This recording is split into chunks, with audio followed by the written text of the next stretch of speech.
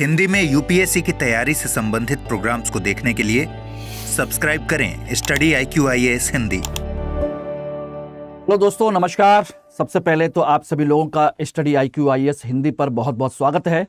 और आप सभी लोगों के सुझाव से, आप सभी लोगों के उम्मीदों से 2025-26 के दृष्टिकोण में रखते हुए स्टडी IQ और मैं मनोज कुमार आप लोगों के लिए एक मच अवेटेड सीरीज योजना और कुरुक्षेत्र जो हम शुरू करना चाहते थे, आज से हम शुरू कर रहे हैं।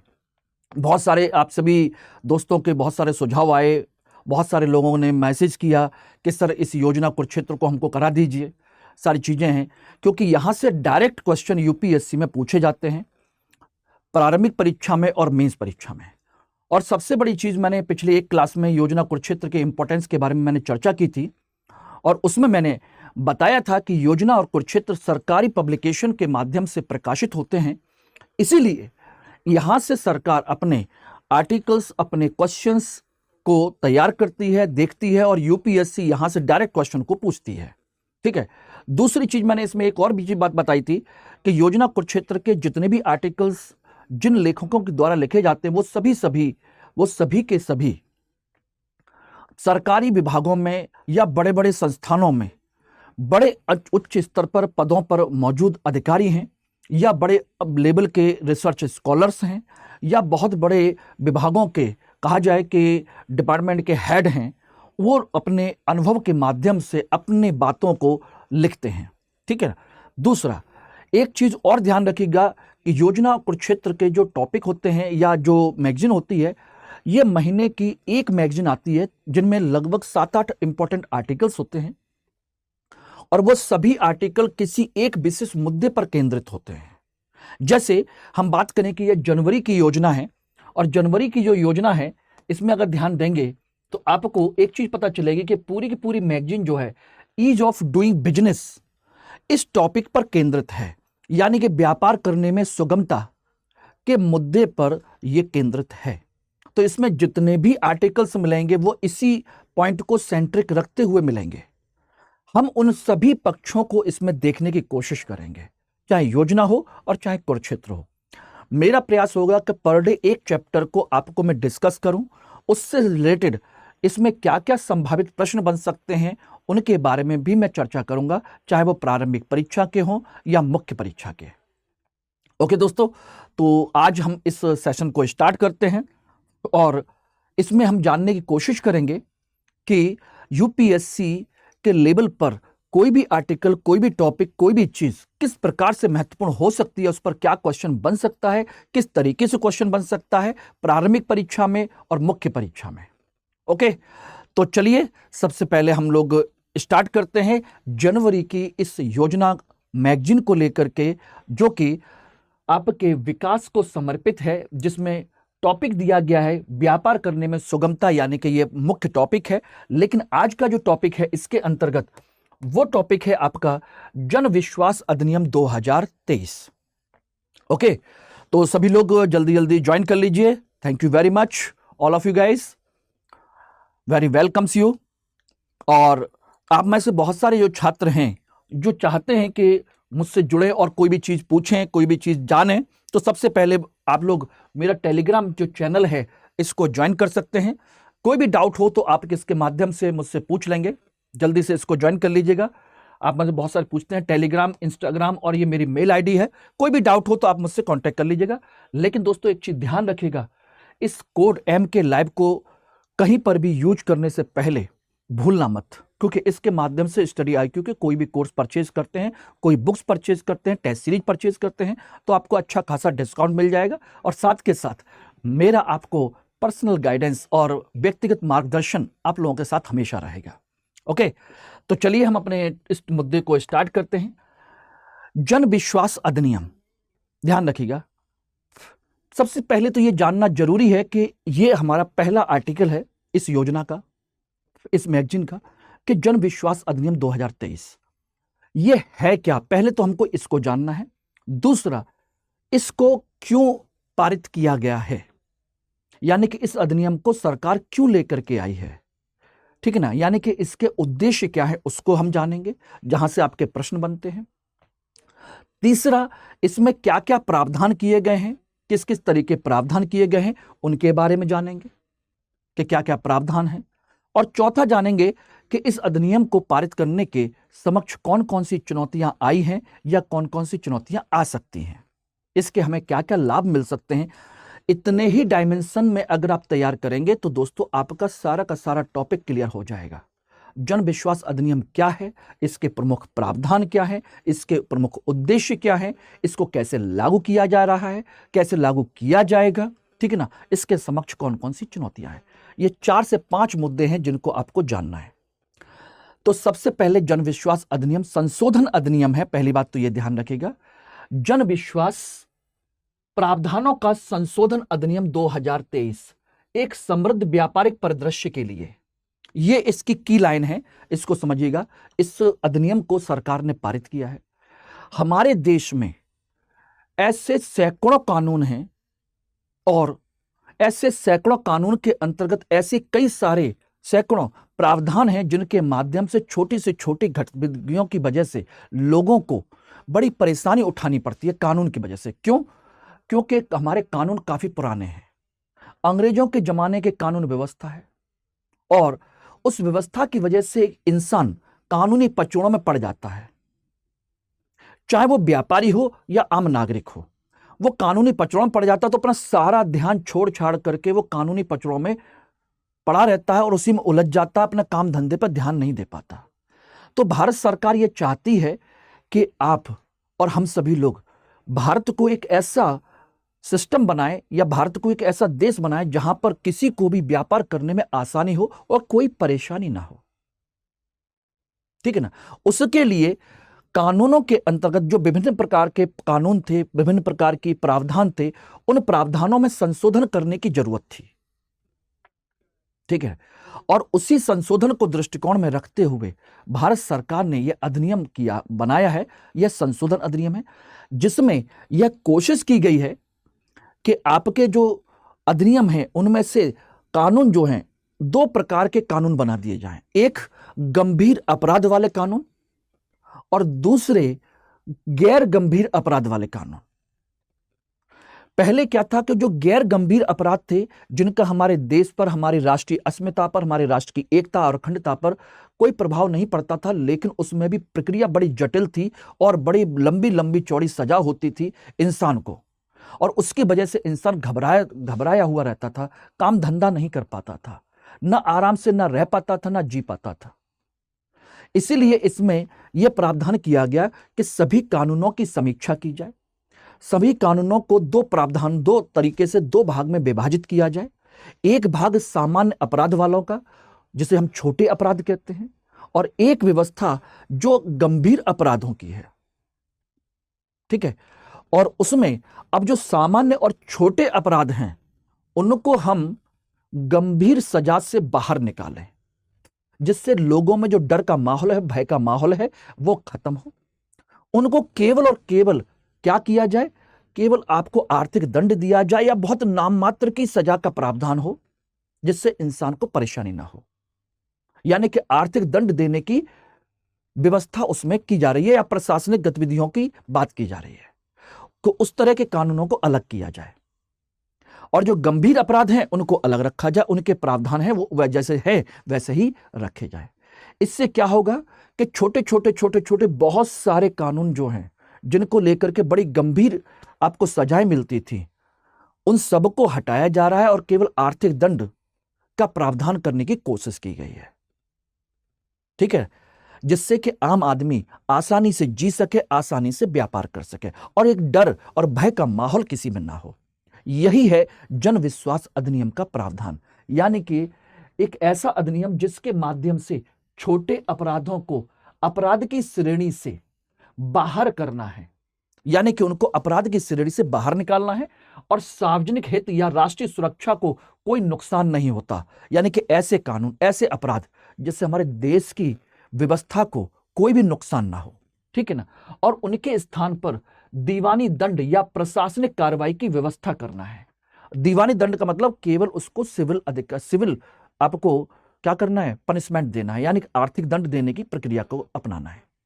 थोड़ा सा पेमेंट दीजिए, थोड़ा सा पेनल्टी लगाइए और उसको फ्री कर दीजिए।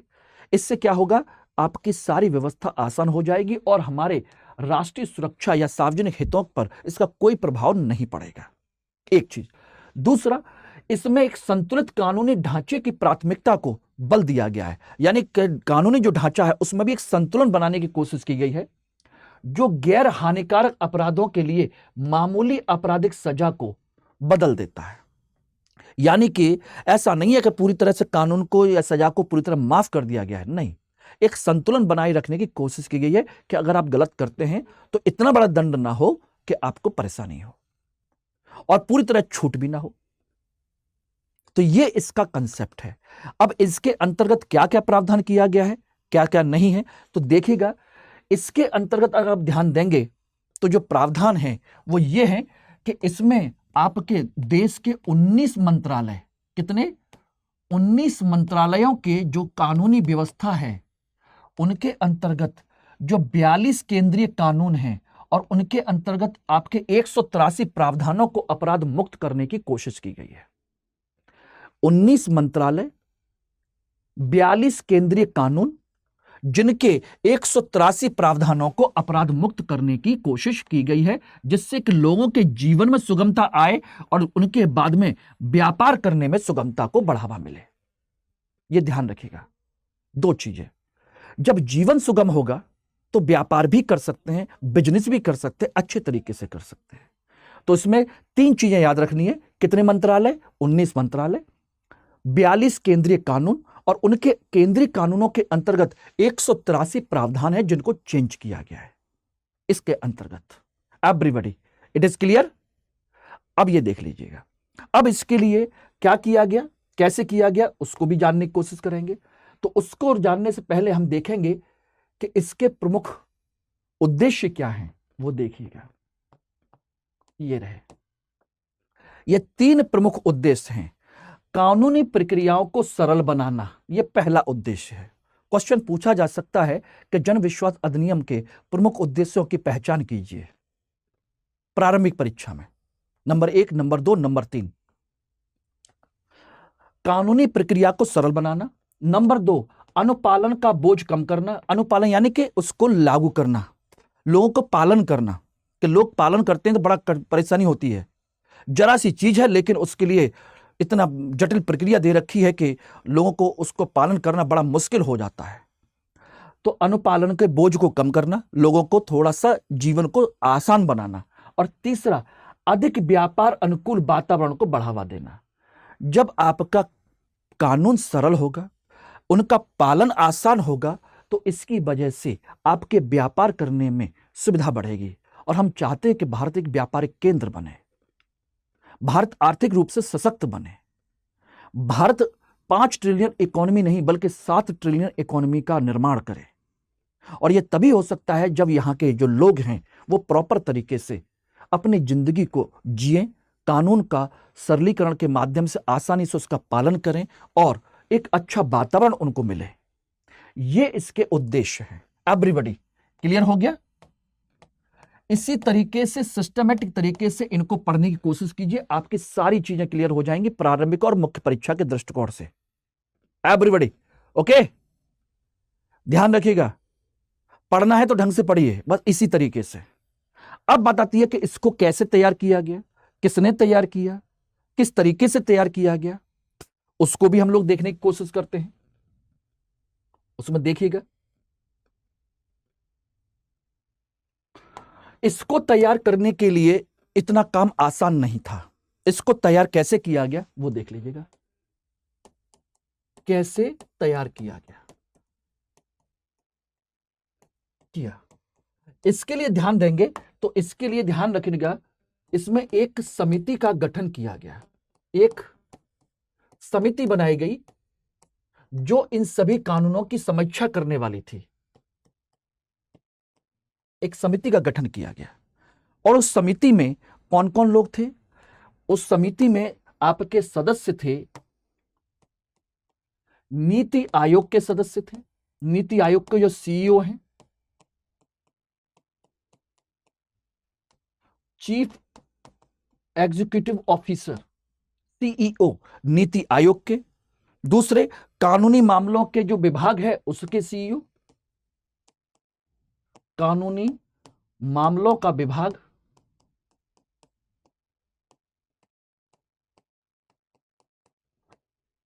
इसके सीईओ इसमें मौजूद है।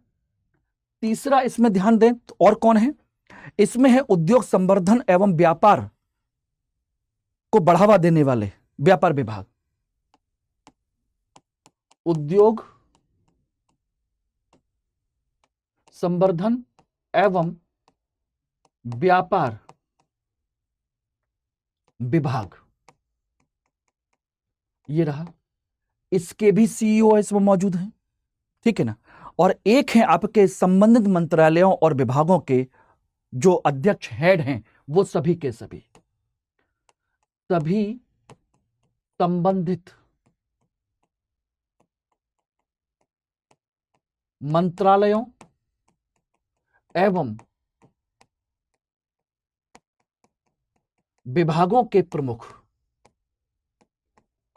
इस समिति के सदस्य बने और इन सब ने मिलकर के उन सभी कानूनी प्रावधानों का विश्लेषण किया, उनको देखा, उनकी जांच की, उनकी परख की और उसके बाद उनको बाइफरकेट किया गया।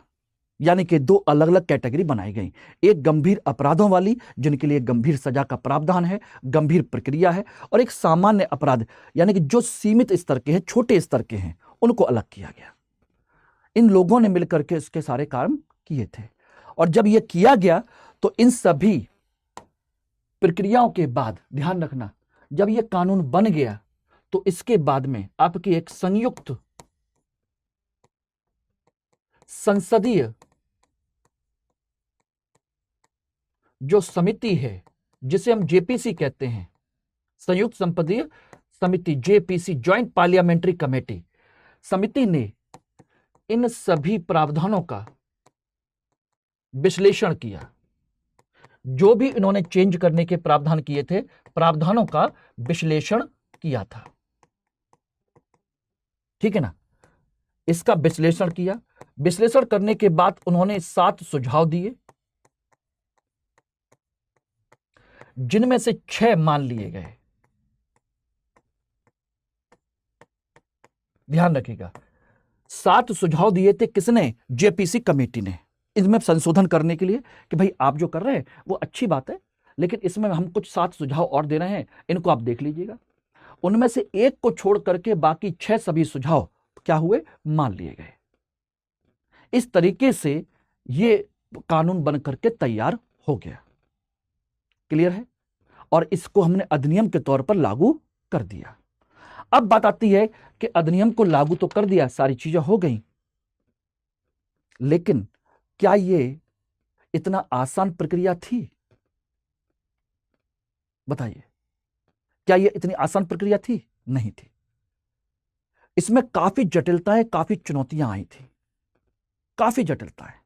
आपको क्या लगता है कि इतने विभागों के, इतने मंत्रालयों के कानून की समीक्षा करना, कराना कितना सिंपल रहा होगा? कौन से अपराध का हमारे देश की व्यवस्था पर असर पड़ेगा, कौन सा नहीं असर नहीं पड़ेगा, इन सबको देखा जाएगा। इस तरह से जब हम एक एक टॉपिक के सभी पहलुओं को देखेंगे तो बेटा यूपीएससी के कोई भी क्वेश्चन किसी भी एंगल से पूछ लिया जाए, आपको यहां से सॉल्व हो जाएगा।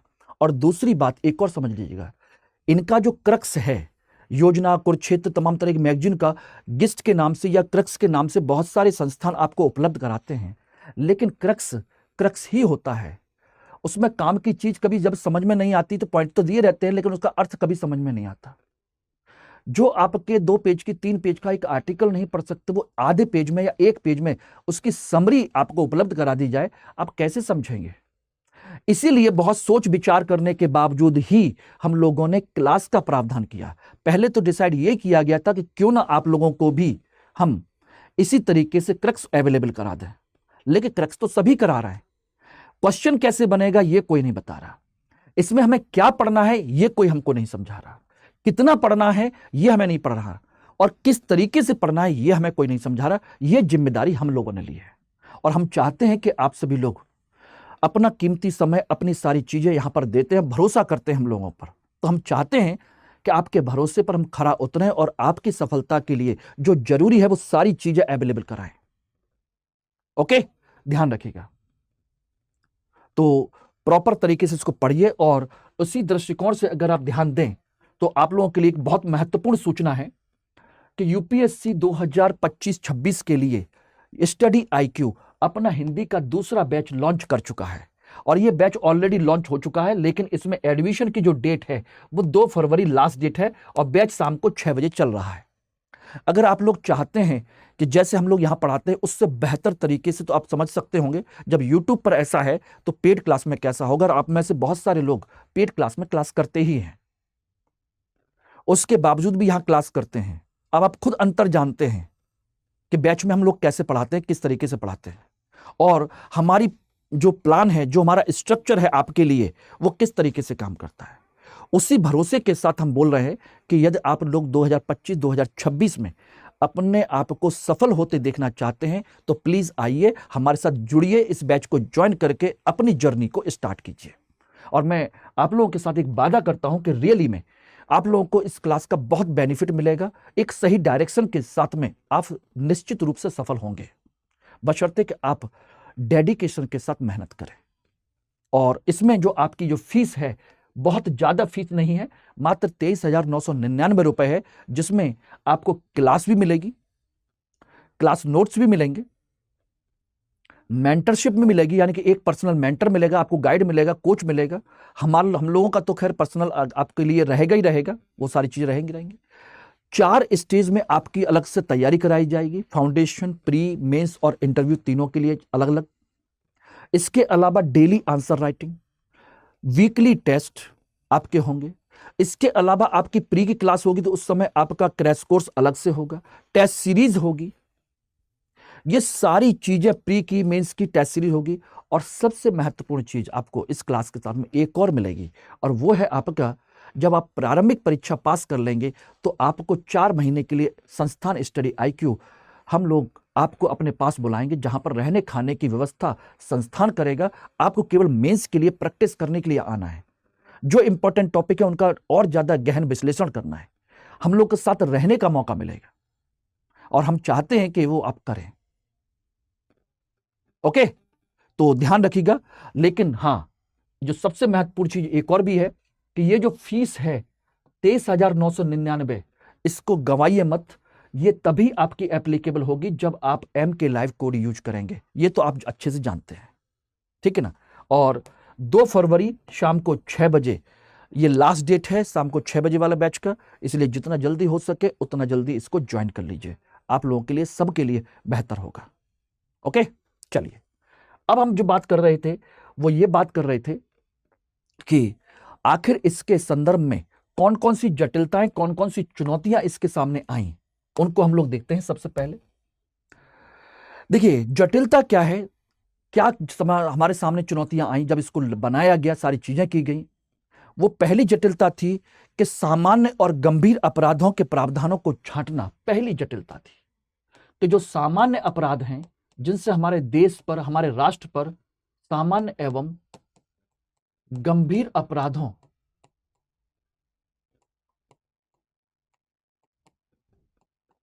को छांटना, यह बहुत जरूरी था।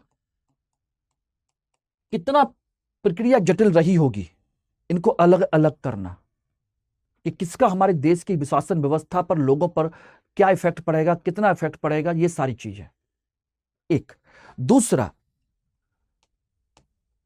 जो सामान्य अपराध हैं, सामान्य अपराधों के लिए अब क्या प्रावधान रखा जाए,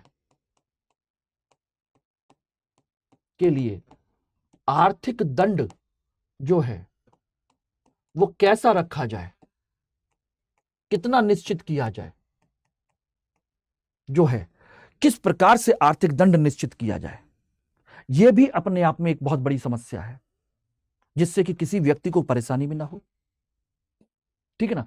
तीसरा, इन सामान्य कानूनों को, सामान्य अपराधों के कानूनों को का सरलीकरण कैसे हो, सरलीकरण एवं उनके एक व्यवस्था, उनको व्यवस्थित कैसे किया जाए, ये भी एक प्रक्रिया थी। केवल कानूनों को छांटना ही नहीं था, बल्कि उन कानूनों को एक सीक्वेंस में अरेंज करना, उनको व्यवस्थित करना, उनका सरलीकरण करना, यह बहुत बहुत जरूरी था। क्योंकि अगर चीजें सरल नहीं हुई तो लोग उसका पालन नहीं कर पाएंगे, उसको फॉलो नहीं कर पाएंगे और नहीं समझ पाएंगे कि सरकार का उद्देश्य क्या है इसके माध्यम से, ठीक है ना। और चौथी सबसे बड़ी जटिलता थी विभिन्न मंत्रालयों और विभागों के मध्य कोऑर्डिनेशन करना। जितने भी विभिन्न मंत्रालय हैं एवं उनके विभाग हैं जिनके ये प्रावधान हैं, विभागों के मध्य क्या करना, कोऑर्डिनेशन करना।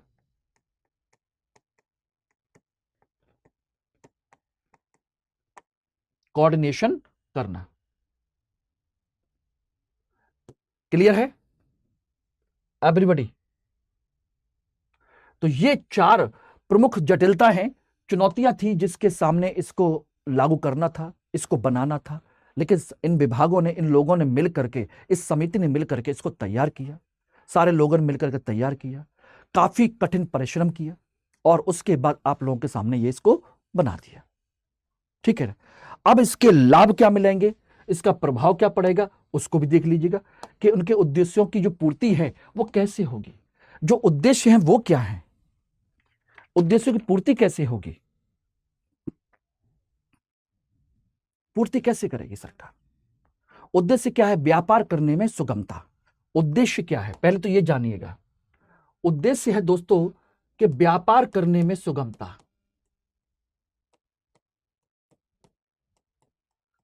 मैं कहता हूं कि हकीकत में यह भी एक उद्देश्य नहीं है।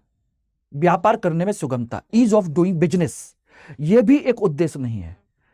यह भी किसी उद्देश्य की पूर्ति का एक साधन है। यह भी किसी एक उद्देश्य की पूर्ति का साधन है। अर्थात इसका उद्देश्य है अर्थव्यवस्था को विकसित करना, अर्थव्यवस्था का विकास करना,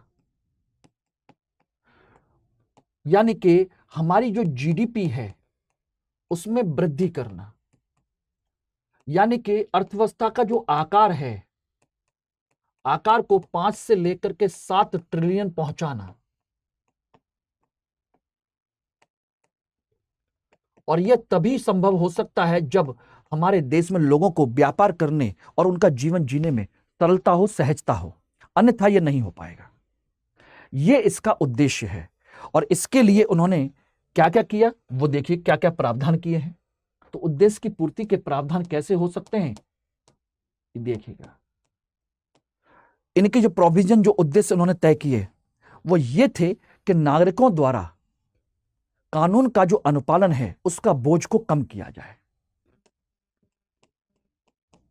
नागरिकों के द्वारा कानून अनुपालन बोझ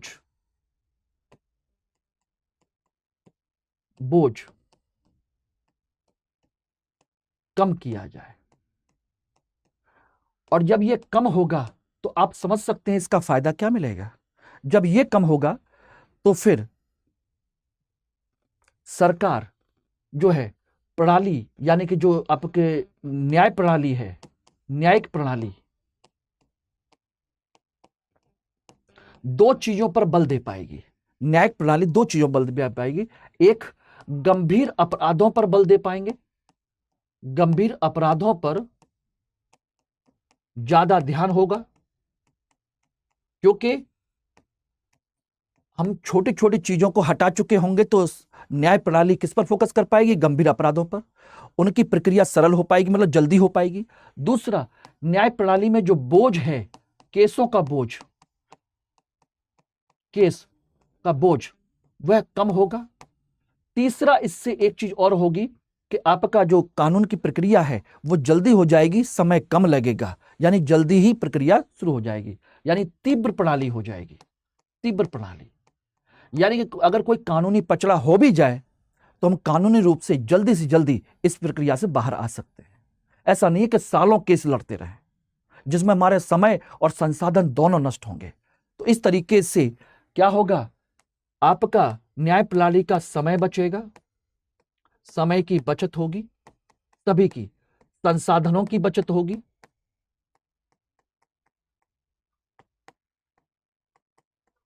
जब समय और संसाधनों की बचत होगी तो हम उसका फायदा उठा सकते हैं, अपने काम धंधे के लिए उसको कर सकते हैं। तीसरा, इससे क्या फायदा मिलेगा? तीसरा ध्यान दीजिएगा, तीसरा इससे फायदा यह मिलेगा कि जब ये सारी चीजें आसान हो जाएंगी तो फिर हमें व्यापार करने में आसानी हो जाएगी। ठीक है ना? तो हमें व्यापार करने में क्या मिलेगी? आसानी होगी।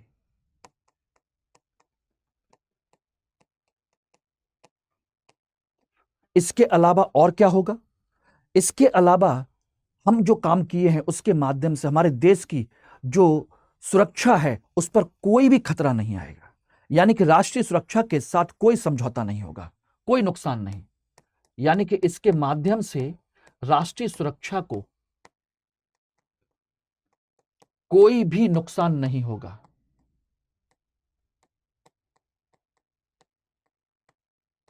कोई भी नुकसान नहीं होगा इसके माध्यम से। ठीक है ना? क्लियर है? तो ये इसके फायदे होंगे। पांचवा इसमें हम और कह सकते हैं वो ये है कि लोगों में शासन व्यवस्था के प्रति, न्याय प्रणाली के प्रति एक भरोसा जगेगा। लोगों में शासन प्लस न्याय प्रणाली के प्रति भरोसा जगेगा, और भरोसा बढ़ेगा तभी जाकर के हम कुछ अच्छा काम कर पाएंगे। तो ये इसके प्रावधान कह लीजिए या इसके उद्देश्य कह लीजिए या कह लीजिए कि इसके प्रभाव कह लीजिए, ये किस प्रकार से हमारे उद्देश्यों की पूर्ति कर सकते हैं, ये इसके प्रावधान है। एवरीबॉडी क्लियर है? तो ये आपका कंसेप्ट है जो आप देख सकते हैं। ठीक, अब इसके बाद में अब एक देखिएगा क्या क्वेश्चन संभावित प्रश्न बन सकता है, उसको आप समझिएगा। संभावित प्रश्न के संदर्भ में देखा जाए तो जन विश्वास अधिनियम 2023 के संदर्भ में निम्न कथनों पर विचार कीजिए। सभी मंत्रालयों द्वारा प्रशासित 183 अधिनियमों के प्रावधानों को संशोधित किया गया है, नंबर 1। नंबर 2, इसका मुख्य उद्देश्य है व्यवसाय के लिए सुगमता को बढ़ावा देना। सही कथन का चयन कीजिए, केवल एक, केवल दो, दोनों और उपरोक्त में से कोई नहीं। यह क्वेश्चन आपके लिए है। क्लास को देखिए और क्लास को देखने के बाद आराम से समझिए कि क्या सही है और क्या गलत है। आंसर मैं नहीं दूंगा, मैं केवल संभावित प्रश्न दूंगा, आपको केवल उनको क्लास देख करके हैंडल करना है। और सही आंसर जानना है तो मेरे YouTube चैनल, टेलीग्राम चैनल, उसको ज्वाइन कर लीजिए, जुड़ जाइए, और इससे संबंध कोई भी और चीज पूछनी है तो वहां कर सकते हैं। ये तो आपके ये रहा। दूसरा क्वेश्चन मुख्य परीक्षा का है, ध्यान रखना, यह मुख्य परीक्षा का प्रश्न बन सकता है। मुख्य परीक्षा का, जन विश्वास अधिनियम 2023 व्यापार करने में सुगमता को बढ़ावा देकर कैसे भारतीय अर्थव्यवस्था के विकास में योगदान दे सकता है, स्पष्ट कीजिए। कैसे व्यापार करने में सुगमता को बढ़ावा देकर कैसे भारतीय अर्थव्यवस्था के विकास में योगदान दे सकता है?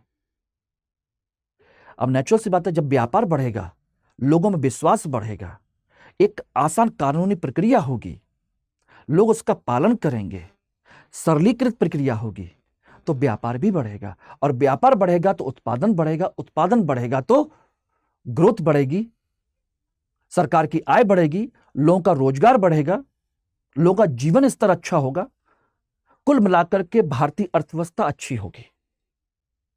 जब हमारी रोजगार मिलेगा तो उसमें से 2 पैसे बचाएंगे, और 2 पैसे बचा करके हम निवेश करेंगे, जिससे पूंजी का निर्माण भी होगा।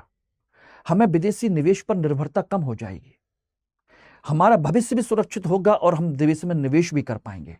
लेकिन यह तभी होगा जब हमारे देश में गतिविधियां, व्यापारिक गतिविधियां आसान हो, और जब व्यापारिक गतिविधियां आसान होंगी तो विदेशी निवेश भी आसानी से आएगा, जिससे कि हमारे देश में और ज्यादा क्या होगा, अर्थव्यवस्था के विकास में लाभ मिलेगा।